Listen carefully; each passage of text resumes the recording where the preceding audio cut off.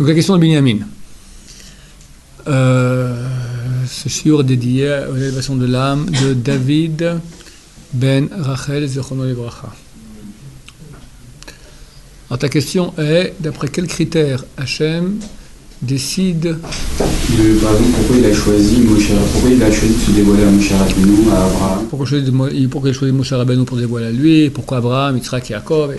Chaque personne, chaque grande figure du peuple juif, pourquoi elle et pas un autre? Pourquoi elle et pas moi? Sous-entendu. C'est très simple. Nous sommes tous issus de l'âme du premier homme. Tant de même que nous avons une âme, même que nous avons un corps dans lequel il y a différentes parties, la tête, les membres, les parties extérieures, les parties intérieures,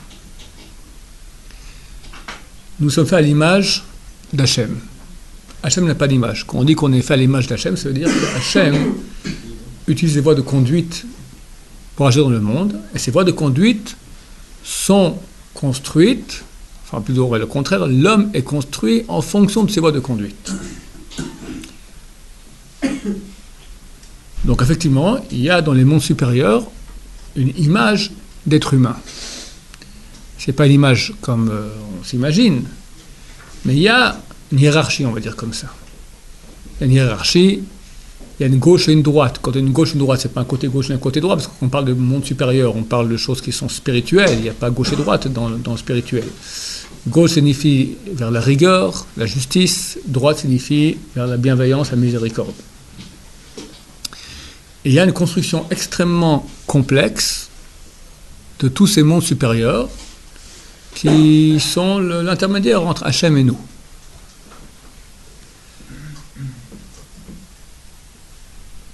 L'homme, notre âme, elle est faite aussi donc à cette image. On a un corps, le corps est fait à l'image de l'âme, de notre âme. Et l'âme, elle est faite à l'image des mondes supérieurs.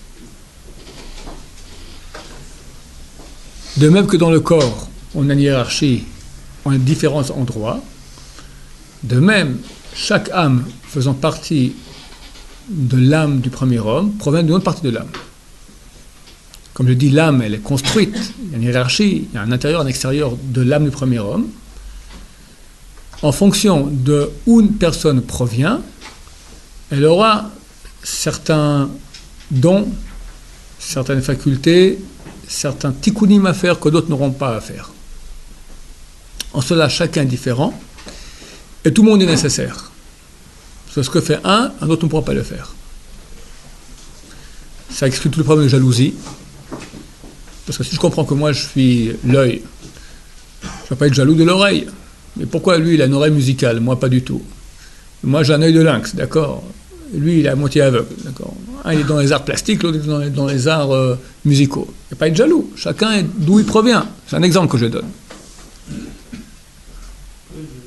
Pardon? Lui c'est le cerveau et moi je suis le talon. Un c'est le petit bout du pouce, de l'orteil, d'accord? Et un c'est l'endroit des tefilines. Il faut être jaloux? Il ne faut pas être jaloux. On ne peut pas être jaloux. Parce qu'on est le même être, on est un. Et jamais le talon, il se dit, j'aurais voulu être le tefilin. Le tefilin va lui dire, écoute, moi je ne peux pas être talon. Au niveau de la jalousie, c'est une chose un peu profonde, j'essaie de l'expliquer. Si toutes les âmes, au début, sont de même niveau, et Hachem va donner maintenant un rôle à chacun. Toi, tu seras les tefilines, l'endroit des tefilines. Toi, tu seras le talon. Toi, tu seras l'anus. Les deux derniers peuvent dire pourquoi lui et pas moi? L'erreur classique, Caïn et Abel, pourquoi lui et pas moi? C'est une bonne question. Que nous, on était tous à égalité au début. Pourquoi lui et pas moi? C'est pas juste. Or, Hachem, il est juste. Du moment qu'il y a trois âmes qui sont à égalité, et de façon injuste, Hachem attribue un rôle sympa à une et un rôle non sympa à l'autre, c'est effectivement injuste. Mais, si on comprend que c'est pas du tout comme ça, qu'à la base, tout le monde est à égalité, c'est faux. Hachem a créé un corps. Et quand il a créé ce corps, il a créé un talon, il a créé un anus, il a créé une paire de tefilines, un endroit où on met les tefilines. Quand tu es créé endroit où on met les tefilines, ou quand tu es créé talon, vu que tu es créé talon, tu n'es pas jaloux de celui qui met de la place des tefilines. Nous sommes créés en tant que nous sommes nous. Et je n'ai pas à dire j'aurais voulu être, parce que c'est pas moi là-bas, et j'avais pas même une pensée, navamina, qu'on dit en français, une navamina, une présomption d'arriver là-bas, parce que on est créé différemment. Dès lors, ça crée tout le problème de jalousie. C'est un peu profond, je ne sais pas si vous comprenez ce que je veux dire. Oui. Mais j'ai entendu que les animaux ils sont coincés dans leur programme, et que nous justement on a la possibilité de sortir, et cette jalousie quelque part elle peut même être positive. Si on dit voilà, moi j'ai été créé dans le talon, c'est ça que je n'ai, mais j'ai une possibilité de sortir de ce que je suis, et cette jalousie peut même m'amener à grandir. Ok, c'est ce que Chazal on dit, kinat sofrim tabei chokhma, la jalousie qu'il y a entre les sofrim, entre les tabei chachamim, elle agrandit la sagesse. C'est pour ça que c'est bien d'étudier en chavruta. Avec la chavruta, tu vas avoir raison de toute façon. Donc, tu te concentres plus, tu as une pulsion de guerre, de bagarre avec l'autre pour gagner, et comme ça, on arrive à mieux comprendre la sugia. Seul, c'est beaucoup plus dur. La Gemara, elle maudit ceux qui étudient seul. On peut sortir de l'état de talon et se dire... Alors, je vais y arriver un peu plus tard. Tu me reposes ta question quand je vais d'abord expliquer qui nous sommes, d'où on vient. D'accord ? Après, comment on fait pour sortir de là-bas, si on peut sortir ? Et pour répondre à la question au niveau de la jalousie, on pourra sortir pour s'améliorer dans notre rail à nous, qui peut amener à très très haut. Mais on n'est pas jaloux. On n'est pas jaloux. Parce que chacun, il est d'un autre endroit et chacun, il a son job à faire.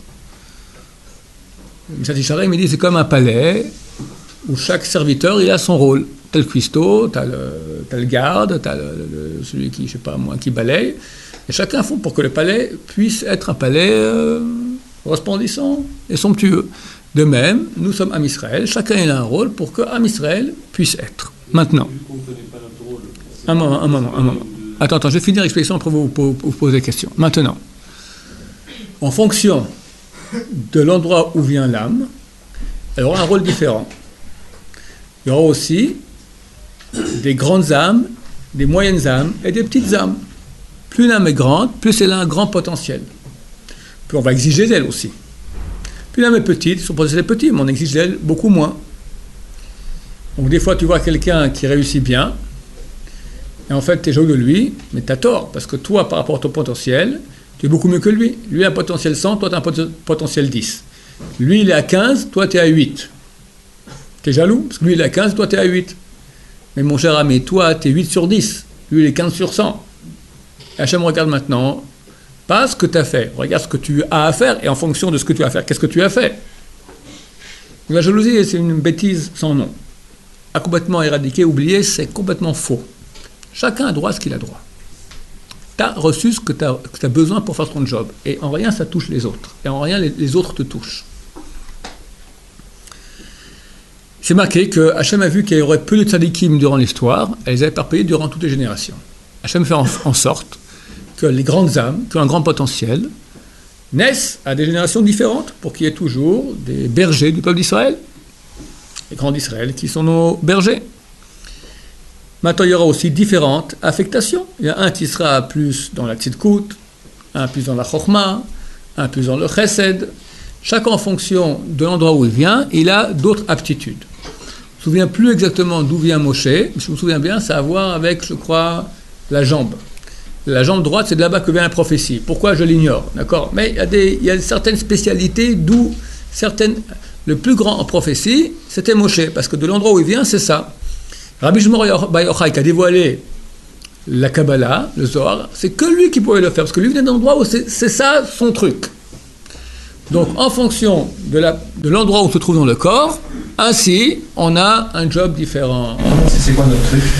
On ne sait pas ce que c'est, on fait ce qu'on a à faire, et Hachem nous guide.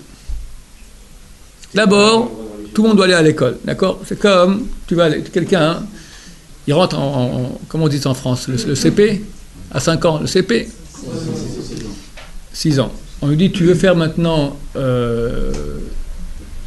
une spécification médicale dans cardiologie nucléaire ou cardiologie classique.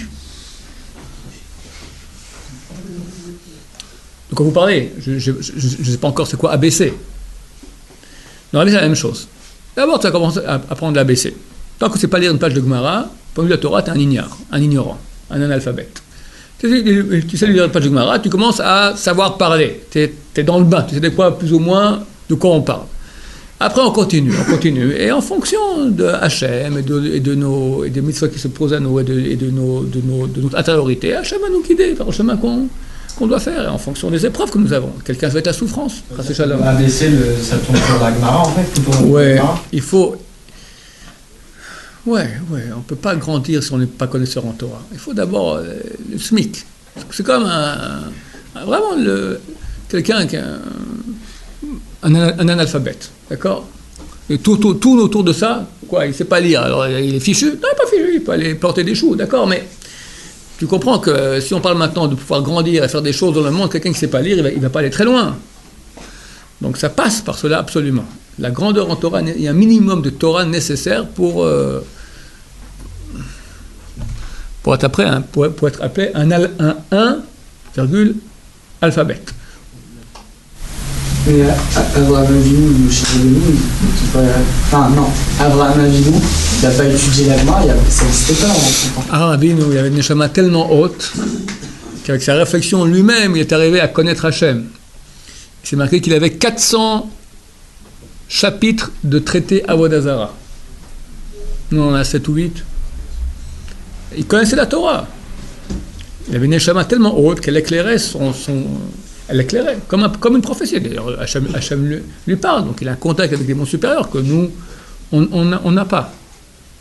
Oui, Nathanaël. C'est pas en fonction de ce qu'on aime plus faire, si on aime plus faire la du facette. Ok, alors maintenant ça rejoint la question de Yaron. Est-ce qu'on peut se sortir? Alors, d'abord, nous, on doit arriver à remplir notre potentiel. On a reçu une âme, d'accord? Cette âme-là, d'abord, on a plusieurs âmes potentielles. On a Nefesh, Ruach, Neshama, Chaya, Yechida. Et dans Nefesh, tu as aussi Nefesh, Ruach, Narnach, on appelle ça. Narnachi, Nefesh, Ruach, Neshama, Chaya, Yechida. Tu as Narnachi de Nefesh, Narnachi de Ruach, Narnachi de Chaya, etc. Donc, toi, tu reçois, quand tu es petit, tu es un tout petit Nefesh de rien du tout. Après, à l'âge de 13 ans, tu reçois. Puis chaque anniversaire, on reçoit. À 20 ans, tu reçois de la Neshama. Après, on reçoit sans cesse. Maintenant, en fonction du potentiel qu'on reçoit, on doit le remplir, ce potentiel. Quelqu'un qui ne fait rien, ben, il recevra des potentiels très petits. Quand il va faire beaucoup plus, il recevra des potentiels beaucoup plus grands. S'il arrive, comme dit le Zohar, Zacha, Yahivlan, Yatir, il les oreilles, il reçoit un mérite, on lui donne plus, on lui donne des parties de Neshama plus grandes, il aura plus grand potentiel. Il fait plus attention à ses actions, attention à ses paroles, il commence à faire attention à ne pas avoir des plaisirs de ce monde-là, il travaille la Kedusha, on lui donne encore plus, et c'est en fonction des actions, en fonction de la qualité des actions. Est-ce que tu es grossier dans tes actions, ou tu commences à être fin, et tu fais les choses beaucoup mieux, tu reçois beaucoup plus. Il y a un moment où on arrive, on a rempli tout ce qu'on veut remplir de nous-mêmes. Nefesh, Ruach, Neshama, Hayla, la totale. Très bien. Tu continues à monter, tu reçois maintenant un Ibour Neshama, c'est une autre histoire ça. Tu reçois un supplément de Neshama d'un tzaddik, pas toi, un autre. Un autre qui vient de Olam Haba et qui veut être associé avec toi dans les actions que tu fais, et il rentre en toi. Ça rend pas schizophrène? Non, pas du tout. C'est des choses qu'on ne dit pas tellement, parce qu'il y a des cas de gens qui sont devenus schizophrènes en entendant cela. Ils avaient des aptitudes déjà, mais disons, on leur a dit ça, ils ont commencé à dire qu'ils sont des Hibour Neshama, ils sont allés en asile psychiatrique. Aujourd'hui, ça se répand plus, on peut parler de ces choses. Un temps, on utilisait le mot réincarnation, les gens ils étaient pris de tremblement, ils avaient peur. Aujourd'hui, ça devient plus facile à dire, je sais pas, il y a Baruch Hashem dans le monde devient à la fois plus idiot et à la fois plus sage. On ressent absolument rien. Ce qu'on peut ressentir, c'est on ressent qu'on a la pêche. En tout cas, un élan comme ça, hop, ça c'est une neshama qui vient t'aider. Le tzaddik qui peut partir. Il peut partir quand tu te mets en colère. Il peut revenir. Il fait des erreurs, des péchés. Il ne veut pas être associé avec les péchés que tu fais. Il ne veut pas être associé avec les péchés que tu fais. Donc, il te quitte à ce moment-là. Il est associé qu'avec les mitzvot que tu fais. Et il t'aide. Et les deux, lui, il reçoit le mérite de la mitzvah parce qu'il t'a aidé. Et toi, tu reçois le mérite de la mitzvah parce que c'est aussi toi qui l'as fait. Donc, ça, c'est un très grand avantage qui te permet d'avoir des degrés que tu n'aurais pas pu avoir à la base. Maintenant, si je me souviens bien, on peut recevoir jusqu'à 10 neshamot supplémentaires de tzadikim. Et si on continue après à monter, alors on quitte celle de nous du début Et on reçoit maintenant une 11e. Et ça monte comme ça jusqu'à recevoir la Neshama de Moshe Rabbeinu lui-même, qui inclut en lui les 600 000 âmes d'Israël. Donc on peut monter très très haut. Pardon? J'ignore. Le Moshe Rabbeinu. Allez, va, et qu'on finisse nous, notre tikkun à nous, le petit là. Je te parle maintenant, c'est très théorique tout ça. Ah, c'est Moshe Rabbeinu qui a inclus les 600 000 âmes juives. Il inclut les 600 000 âmes juives, oui. Et il avait dit, je crois que j'avais compris que quand ils ont reçu la Torah, il y avait 600 000 âmes juives confondues, enfants, adultes, vieillards. Ouais. Mais alors en fait, c'est que Moshe qui est monté avec leur âme. Non, pas qu'il avait leur âme. Lui, il a égalité. Il a une âme qui inclut âme Israël. J'ignore. J'ignore. Message vous avez 10 personnes en plus. Il y a lui en face, et lui, il a un peu de chaque âme de chacun, en plus que... Non, je ne pense pas qu'il a un peu d'âme de chacun. Il a l'égalité. Il y a des tzadikim qui sont des sources de racines d'âme. Il y a des sortes de grappes d'âme, d'accord? Des grappes d'âme. Et on dit qu'il y a certaines personnes qui viennent de la même grappe, la même même racine d'âme. Et étant la même racine d'âme, ils ont des aptitudes qui se ressemblent. Ils font partie du même sensibilité. Oui, avis. Je dis, à 20 ans, on reçoit des Neshama, mais que si on habite en Israël. Non, alors, quand je parle de Neshama, de quoi on parle? Il y a 40 000 sortes de Neshama différentes. Tu as la Neshama du Nefesh. Tu as la grande Neshama, qui est Nefesh Ruach Neshama Chayachida. Tu as le Nefesh du Ruach. Moi, je t'ai fait maintenant une subdivision en deux. Je t'ai fait 5 et après 5. Mais c'est marqué que les subdivisions vont jusqu'à l'infini. Donc tu peux avoir Neshama du Nefesh du Ruach, de la Chaya, de la Yechida, du Nefesh, de la Yechada, de la Nefesh, de la Yechida, du Nefesh, de la Yechida, de la Nefesh. Alors c'est un supplément de Neshama, c'est tout. Tu reçois un supplément de Neshama. À 20 ans, on reçoit un gros supplément de Neshama. C'est pour ça que il est marqué que le Bedin d'Oro ne juge pas avant l'âge de 20 ans. À l'âge de 20 ans, tu reçois maintenant un éclairage tellement grand que là, tu deviens complètement responsable de tes actes, et attention. C'est pas la grosse Neshama de base. C'est pas comment se passait la grosse Neshama de base. Si, c'est une grosse Neshama de base. À la base, on n'avait qu'un Nefesh. Jusqu'à parmi ça, on n'a qu'un Nefesh. Après, on reçoit Ruach, et à 20 ans, on reçoit Neshama. Quelle partie du Nefesh Ruach Neshama dans le grand édifice, j'ignore. Mais ce sont des parties assez importantes. De même, quand on n'habite pas, on n'a jamais venu en Israël, on n'a que Nefesh, ni Ruach Neshama. Quand on vient en Israël, une fois, on reçoit Ruach. Quand on vient habiter en Israël, on reçoit Neshama. Quand on arrive en terre d'Israël, on est euphorique pendant quelques temps parce qu'on reçoit la Neshama. Quand on fait Tchouva, on reçoit aussi. Tu es euphorique. Pourquoi? C'est un éclairage de Neshama très très grand. Quelqu'un qui étudie pas après la prière avec les tefilin, il ne reçoit pas Nefesh Ruach Neshama. Il a que Nefesh. Il faut avoir Ruach Neshama. Pour recevoir un Ruach Neshama, il faut étudier avec les tefilin après la prière au moins un tout petit peu. D'accord? Il y a beaucoup de... Alors, tu vas avoir une partie ou une partie non. Alors, il a ou il n'a pas. Ce sont des Neshamot et des Ruach différents. Hod. C'est Hod. Je crois que c'est la jambe gauche. Netzar Hod. Si je me souviens bien. Hod Shebe Hod. Je crois que c'est Hod Shebe Hod. Je crois que c'est ça. Je me souviens plus très bien. C'est pas Sod, parce que vu qu'il a fait la Kabbalah, je veux dire, c'est Sod. Il n'y a pas Sod. Il y a 10 voies de conduite, dont une s'appelle Hod. Et je crois que lui était Hod Shebe Hod. Si je me souviens bien, sûrement je me trompe. Le brique, c'est pas Sod? Yesod. Yesod. Comme nous, c'est Tiferet. Bon, laissez-nous tranquilles. Je n'y comprends rien. Pourquoi je vous parlerai de choses que je comprends rien de toute façon? Oui. Il dit qu'un sadique qui est mort, il peut rentrer dans une personne qui est vivante encore ici, qui s'associe à ses actions. Absolument. Normalement, quand quelqu'un est mort, on dit qu'il ne peut plus rien faire comme action pour encore mériter. Vous pensez qu'il a le droit de s'associer à quelqu'un pour encore mériter du mérite vu qu'il est mort? C'est un grand chesed qu'Hachem a fait. Vu que dans le monde, il y a beaucoup de mal. Et Hachem veut qu'on ait un libre arbitre. Donc il a mis la personne en libre arbitre, ça veut dire que face à un choix, j'ai une pulsion presque égale de faire le bien que de faire le mal. Si ce n'est pas égal, il n'y a plus de libre arbitre. Si tu prends une population X, 10 000 personnes, tu les mets devant des choix où ils ont une pulsion égale de faire le bien et le mal, du point de vue statistique, il sortira qu'à peu près la moitié vont faire le bien, à peu près la moitié vont faire le mal. Et vu que tu as créé un monde donc, où le bien et le mal sont à égalité, donc il est impossible qu'un jour on arrive au tikkun, que le monde soit réparé. Parce que chaque fois qu'il y a quelqu'un qui fera le bien, tu auras un autre qui fera le mal dans la statistique. Alors, plus tu feras du bien, plus il y aura des gens qui vont faire le mal. On ne peut pas avancer. Comment le monde peut arriver au tikkun?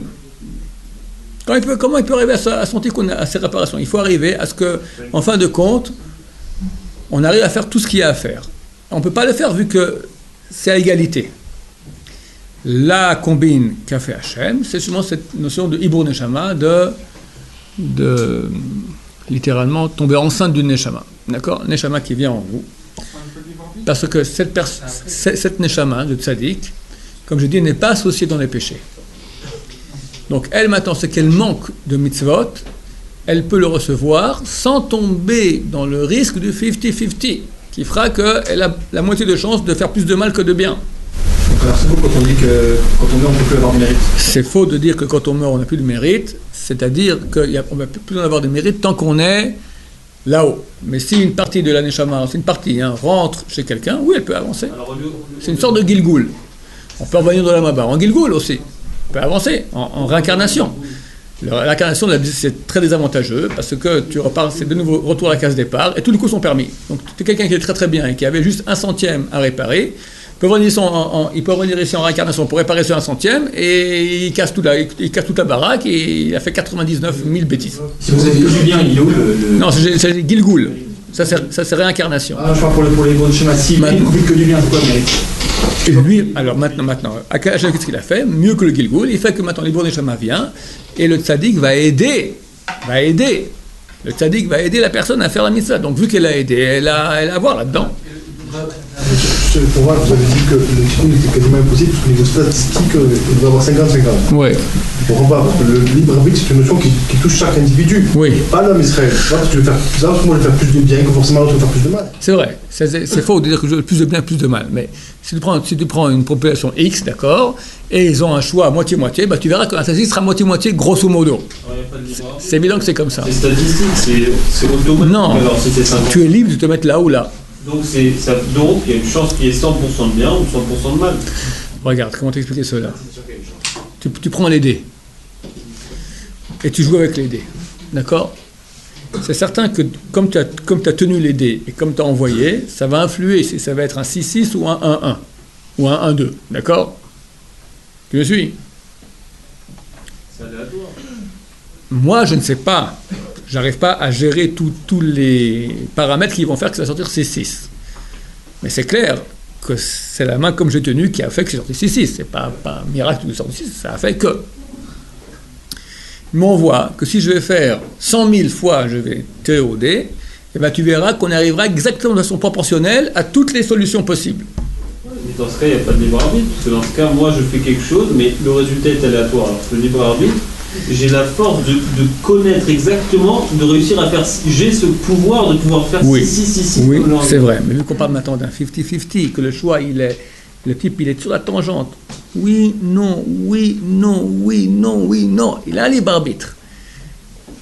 Mais vu que le monde n'est pas fait que de tzadikim, il y a aussi des rechaïm, et aussi des benounim, il s'avère, mistaber. Je n'ai pas dit que ce sera exactement. Ça sera environ moitié-moitié.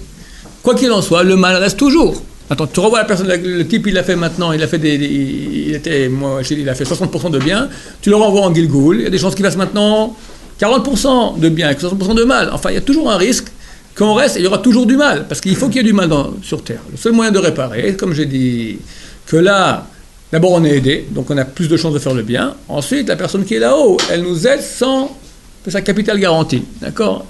Capital garantie, il peut que gagner encore plus d'intérêt. Pour recevoir l'âme tzaddik, il faut un mérite. C'est le mérite qu'on aura. On aura moins de mérite, mais on aura le mérite de l'avoir amené, qui équivaut peut-être au mérite des mitzvot qu'on fera avec lui. Oui. Par rapport à la question de Benjamin, pourquoi il choisit Abraham, pourquoi il choisit Moshe, tout ça, comment, je ne rentre pas dans les calculs de Dieu ou quoi, mais pourquoi des fois il va aller choisir quelqu'un comme ça au fin fond de... Enfin au final, pourquoi il a eu une vie, il était au royaume, il a attendu qu'il sorte du royaume pour pouvoir le faire, alors qu'il avait peut-être de l'influence quand il était là-bas. Pourquoi c'est le moment, le déclic, pourquoi il a insisté avec Moshe, alors que Moshe il ne voulait pas, il a dit 10 fois je ne peux pas, pourquoi lui il a eu ce cadeau-là que Dieu lui propose 10 fois d'être le sauveur? Vous comprenez ce que je veux dire? Pas tout à fait. Pourquoi il est dans le royaume? Pourquoi il est sorti du royaume? Pourquoi 10 fois? Pourquoi Moshe, qui est passé par le siège de prince, et puis après il a fini berger. Au désert berger, à se marier avec une fille d'un berger, etc. Je sais expliquer son prêtre, un prêtre idolâtre. Pourquoi il a attendu qu'il arrive à ce stade-là pour se dévoiler? Pourquoi il ne s'est pas dévoilé direct quand il avait la possibilité de d'égorger le beau-père et les frères, et puis voilà, on s'en va d'Égypte, c'est bon? Pourquoi il a attendu qu'il soit au plus bas? Pourquoi il a pris un bec? Pourquoi il a proposé 10 fois? Pourquoi il a proposé 10 fois? Pourquoi il a eu ce mérite-là d'avoir 10 fois l'occasion de dire oui ou non à Dieu? On n'a même pas une demi-fois dans notre vie l'occasion de... Tu as beaucoup de questions. Non, c'est la même. En fait. Je vais essayer de répondre. C'est-à-dire que Hachem, il prend beaucoup de paramètres en ligne de compte. Il prend en paramètre qu'il a besoin d'un sauveur pour Am Israël. Il prend en paramètre que le peuple d'Israël doit souffrir un certain temps pour faire un certain tikkun en terre d'Égypte. Il prend en paramètre les prières du peuple d'Israël. Il prend en paramètre que Moshe Rabbeinu, pendant 80 ans, il va se sanctifier. C'est pas du jour au lendemain qu'il va se dévoiler comme ça. Il faut que le type il bosse énormément. Hachem, la première fois où Hachem parle à Moïse, il a 80 ans. C'est pas qu'il a bossé toute sa vie pour se sanctifier, d'accord? Je bosse, je fais la Gemara, tout ça, je vois rien. Voilà, il a 80 ans, il a bossé. D'accord? Et Yaakov Avinu, 63... il disait non, je suis pas prêt, mais il voulait. Jusqu'à 80 ans, il n'a jamais parlé, Hachem, à Moshe Rabbeinu. À 80 ans, il y a l'épisode du buisson ardent. À ce moment-là, il dit, je ne veux pas y aller. Alors pourquoi... Là, je t'ai répondu. Maintenant, pourquoi il l'a demandé plusieurs fois? Moshe avait des bonnes raisons. Il savait que c'était pas il était prophète, il voyait Roi HaKodesh, il voyait que la Géoula ne serait pas totale. Il ne voulait pas être responsable de cela. Oui. D'autres raisons. Il voyait que son frère était aîné, etc. Il ne voulait pas prendre sa place. Beaucoup de choses. Et, excuse-moi. Et tout est vrai. Parce qu'Hachem prend tous les paramètres à la fois qui font que. J'ai la question, ne parlons pas des tzadikim, parlons même des gens plus petits comme nous. Oui. Pourquoi Hachem il devrait justement donner l'opportunité à des personnes qui sont loin de la Tchouva de faire Tchouva, alors que d'autres auraient peut-être plus de mérite? Et on voit même qu'il y a des gens qui méritent franchement de rien faire à la Yeshiva qui viennent. Des gens qui ont des problèmes, des gens... Normalement, personne ne vient à la Yeshiva sans avoir un mérite. Hachem, il est juste. C'est ma première réponse, moi j'aurai une deuxième. La première réponse, Hachem, il est juste. Et il n'y a rien qui est gratuit. Donc pour mériter de venir à la Yeshiva, pour mériter de faire Tchouva, il faut un mérite. Quel mérite il peut y avoir? 3 types de mérites. Le mérite des ancêtres. Quand je dis c'est 3, c'est un des 3, ou 2 des 3, ou les 3. Mérite des ancêtres, mitzvah que ce type-là a fait quand il était plus jeune, et la lumière de cette mitzvah fait que maintenant elle tire jusqu'à la yeshiva, et souffrance. Souffrance, en soi, souffrance est un très grand mérite aussi. Oui, mais des fois on voit des gens de mettre qui ont justement, des fois c'est devenu ça, c'est pas forcément positif. Des fois ils ont un travail à faire avant de venir à la yeshiva, un travail personnel qu'ils devraient faire. Et s'ils viennent à la yeshiva, comme ça, des fois ça peut empirer dans la situation. C'est rare. C'est rare. C'est quand même des cas comme ça. Ok, ça arrive. Ça arrive des fois que... des fois, quelqu'un a le mérite de faire tchouva, mais aussi il y a beaucoup de choses qui empêchent. Hachem ne veut pas. Et les gens qui m'ont écrit, voilà, chaque fois qu'il veut commencer à faire tchouva, il y a toutes les embûches du monde qui lui tombent dessus. Par contre, une fois, il y a quelqu'un qui est venu au séminaire, il travaille, il voulait pas, enfin il a accepté de venir au séminaire, il a fait 2 crevaisons pour arriver au séminaire. Ben, il est reparti à la maison. D'accord? Du ciel, on l'empêche. Des fois, tu as des avérotes qu'il a fait, qu'on ne veut pas qu'il fasse tchouva. Ménaché, le roi Ménaché, c'est marqué dans le Zohar que c'est lui, dans l'Amaba, le monde à venir, il y a des palais. Puis un palais, des balais de tchouva. Hachem, j'espère qu'on pourra se rencontrer là-bas. Et il y a un roi à chaque palais, un dirigeant de chaque palais. Le dirigeant du palais des balais de tchouva, c'est Ménaché. Ménaché, c'était le fils de Chizkiyahu HaMelech. Chizkiyahu HaMelech, c'est un des rois tzadikim qu'a eu le peuple d'Israël. C'était presque l'égal de Moshe Rabbeinu. Il avait 2 enfants, qui étaient des enfants terribles. Il ne voulait pas d'enfants au début. Lui avait roi HaKodesh, je voyais que ses enfants seraient des tordus. Alors il ne s'est pas marié. Il est venu le prophète Yeshayahu, il lui a dit, fais ton testament, je t'ai envoyé par Hachem pour te dire, fais ton testament car tu ne vivras pas. Car tu vas mourir et tu ne vivras pas. Tu vas mourir dans l'Amazé, tu ne vivras pas dans l'Amaba. C'est-à-dire, chlet, plus rien. Il dit, ok, j'ai entendu, rentre chez toi. Moi, j'ai une Kabbalah, une tradition de mes parents, c'est David Ameller, que même si une épée aiguisée se trouve sur notre nuque, ne pas se désespérer de la miséricorde divine. Yeshayahu sort, Chizkiyahu se tourne vers le mur et prie Hachem. Je fais tchouva, allonge-moi ma vie. Hachem appelle Yeshua dans les escaliers, Yeshayahu le prophète, rentre, va lui dire que je rajoute 15 ans de vie. Il dit, ok, t'as encore 15 ans, tu m'as bien eu. Et pourquoi je vais mourir? Parce que tu t'es pas marié. Je voulais pas d'enfant. C'est un péché. Péché grave, pas avoir d'enfant. De façon volontaire. Pourquoi tu voulais pas d'enfant? J'ai vu Baruch HaKodesh qui serait des Rechaim. Il lui répond le prophète, Bekav shel Rachmana la malach. Dans les histoires cachées d'Hachem, qu'est-ce que tu mets ton nez là-bas? C'est l'histoire d'Hachem. Toi, tu vas faire ton boulot. Hachem t'a dit amener les enfants, amène les enfants. Et Chizkiyahu, le roi, il dit, ok, j'accepte, mais j'ai une condition. Tu me donnes ta fille, je me marie avec ta fille. Comme ça, ton mérite et le mien, peut-être que les deux, peut-être on pourra faire que le décret d'avoir de mauvais enfants va être annulé. Et il y a eu deux beaux petits-enfants, Rav Shaké et Menaché. Et comme un bon papa, il les prenait au Cheder, Talmud Torah, sur les épaules le matin comme ça. Il entend les deux parler. Rav Shaké qui dit à Menaché, t'as vu la nuque de papa comme elle est grasse comme ça? Ça serait un beau sacrifice comme ça pour l'idole, hein, comme ça on l'égorge comme ça devant l'idole. Il a entendu ça, le roi Chizkiyahu, il a pris Rav Shaké les deux, il les a jetés par terre. Rav Shaké est mort sur le coup, et Menaché a été blessé, amené à l'hôpital, ils l'ont soigné, il a guéri. Et Menaché est devenu le roi d'Israël. Il était un roi, il n'y a pas eu pire que lui. La Gestapo anti-religieuse. Gestapo anti-religieuse. Partout à Vodazara, celui qui, au sein de mitzvah, était terrible. Le KGB. Le KGB. Et un beau jour vient le roi de Babylonie, conquiert la ville de Jérusalem, et le prend, lui, en prison, l'amène là-bas dans ses prisons, et commence à le torturer. Il le met dans une casserole, il met le feu dessous. Il commence à chauffer, il commence à, sur les pieds comme ça, aïe, aïe, aïe, aïe, aïe. Bon, il commence à appeler toutes les idoles qu'il connaît. Baal, réponds-moi, rien du tout. Allez, Moloch, réponds-moi, rien du tout. Allez, Osiris, réponds-moi, rien du tout. Apollon, ça n'existe pas à l'époque, rien du tout. À la fin, il s'est dit, ouais, bon, allez, Hachem, comme j'étais au Talmud Torah, on parlait de Hachem. Moi, je crois pas à ce truc-là. Bon, je tente le coup. Si ça marche, alors ok, mais si ça marche pas, ça vaut vraiment, ça vaut rien. Hachem, sauve-moi. La prière a commencé à monter. C'est marqué que les anges, c'est quoi les anges? Tous les péchés qu'il a fait, les anges maléfiques qu'il a créés, ont mis des écrans pour qu'elle ne monte pas sa prière. Des millions d'écrans. Hachem, comment il fait avec les balais de Tchouva? Il a creusé un tunnel avec sa droite, sa miséricorde, pour prendre la prière de Menaché et l'accepter. Menaché se retrouve maintenant à Jérusalem, dans son palais. Il se voit ici, il dit, oh, quel cauchemar j'ai fait. J'ai rêvé qu'il y avait le roi de Babylonie qui est venu, il nous a pris, il a torturé. Il voit tout à coup sur ces jambes-là, il voit les blessures, il voit tous les pieds brûlés. Il a compris que ce n'était pas un rêve. Il a fait tchouva. Super grande tchouva, est devenu le dirigeant du palais des Baal Tchouva dans la Maba. Pourquoi je parle de ça? Parce que vous avez dit, on se retrouvera là-bas. Non mais avant, pourquoi je parle de Ménaché? Tu vois, des fois, on met des embûches pour pas être souvent. Oh, voilà, donc là, exactement, les anges, tous les péchés qu'il a fait n'ont pas voulu. Alors Hachem, il avait un calcul spécial qu'il a... Mais c'est très très dur, là, tu vois, c'est un miracle, comment quelqu'un du fin fond de sa touma, il revient, c'est miraculeux. Vous comprenez que nous, aujourd'hui, on est habitués parce qu'Hachem fait le miracle tous les jours. Mais c'est impensable. Il y a écrit que si on ouvre le trou de minuit, on ouvre Hachem, il continuera à ouvrir. C'est un effort, hein. Faire le pas vers l'avant, Hachem.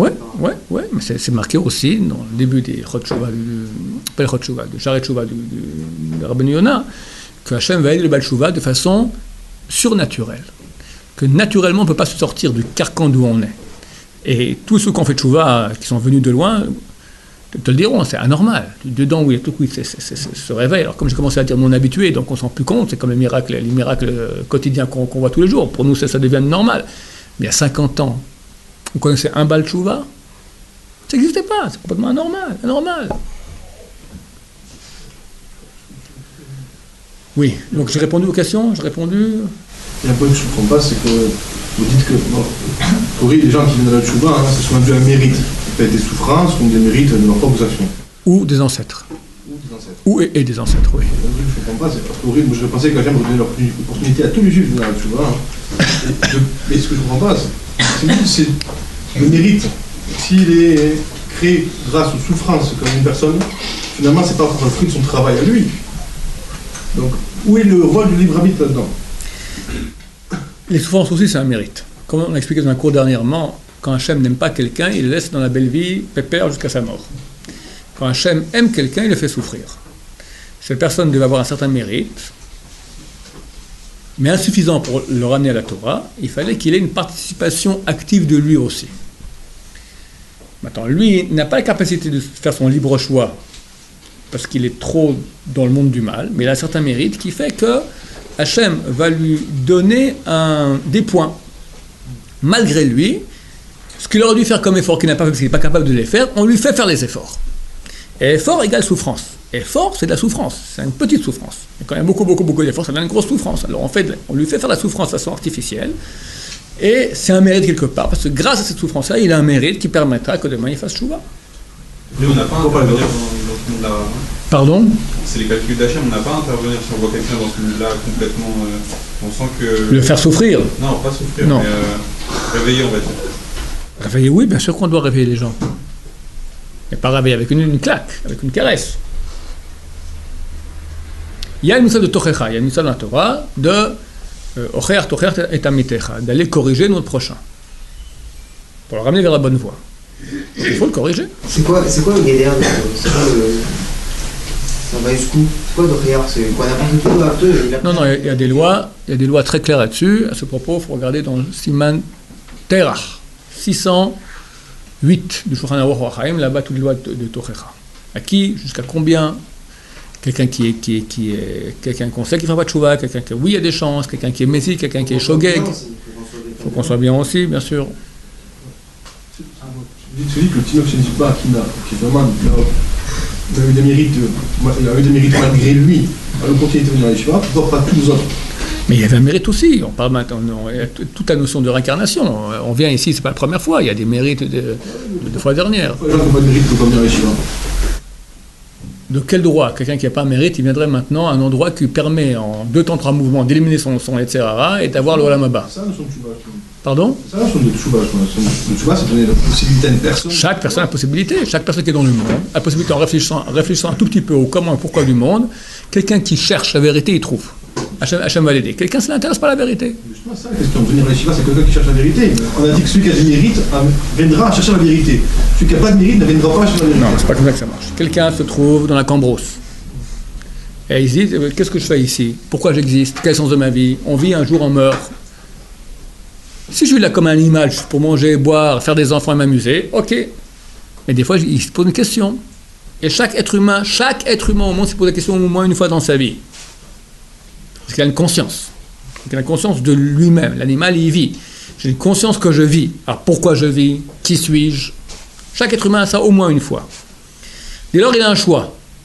Est-ce qu'il est un menteur? Il dit, ça ne m'intéresse pas, parce que tant qu'à faire, kiffons. Ou bien il dit, non, comment je peux continuer à kiffer sans que je connaisse maintenant le vrai but de moi-même? Et c'est ce choix-là qui est difficile. Et s'il va aller dans la voie du vrai choix, c'est-à-dire de choisir la recherche du pourquoi de sa vérité, le pourquoi de soi-même, et s'il est authentique, il arrivera, sans aucun doute. Il sera aidé par Hachem. Vous avez dit qu'il est comme par exemple. Attends, excusez-moi, parce qu'ils appellent toujours là-bas et je réponds jamais. Oui. Pour revenir au Neshamot, vous avez dit tout à l'heure, le niveau Neshama, c'est après plusieurs niveaux de Neshama. Pas forcément. C'est vrai, j'ai dit après plusieurs niveaux, à un moment on arrive, alors là il y a d'autres Neshamot qui viennent, mais aussi quelqu'un qui est en bas niveau, pour ça trouver un niveau Neshama au niveau où il est pour avancer. Ça se peut que quelqu'un qui fait tchouva, je suis convaincu que beaucoup de Baal tchouva, ils ont des bourgs Neshama. Comment un type il est au fin fond de la Cambrousse et il revient. D'accord? Et c'est vrai qu'il est aidé par des forces colossales. Vous avez dit. Oui. Et Shabbat, comme on dit, Ashkivenu, Shalom. J'ai entendu qu'on avait aussi une autre Neshama. Shabbat, on reçoit des suppléments de Nefesh Ruach Neshama le vendredi soir et le samedi. Le vendredi soir, quand on fait Boykala, troisième fois Boykala, Shabbat Melketa, à voix basse, on reçoit Tosefet supplément de Nefesh. Quand on dit Baruch Hashem Vorach Lam Vaed, c'est la seule fois où on le fait debout, on fait le Kaddish de Harvit debout, on reçoit un supplément de Ruach. Quand on dit Baruch Hashem Vorach Lam Vaed, on reçoit le Ruach. C'est bien de penser Baruch Nefesh, Hashem Ruach, Hamvorach Neshama, L'Olam Chaya, Vaed, Yachida. Quand on dit Ufros Alenu, on se met debout, on reçoit un supplément de Neshama du Shabbat.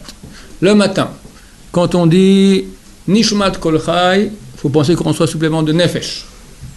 Plus de détails, ce qu'il faut penser quand on dit ces deux mots, regardez dans le Ben Ishraï. Quand on dit à chaque fois tiftar ou de shachrit ou de moussaf, on reçoit supplément de rouach.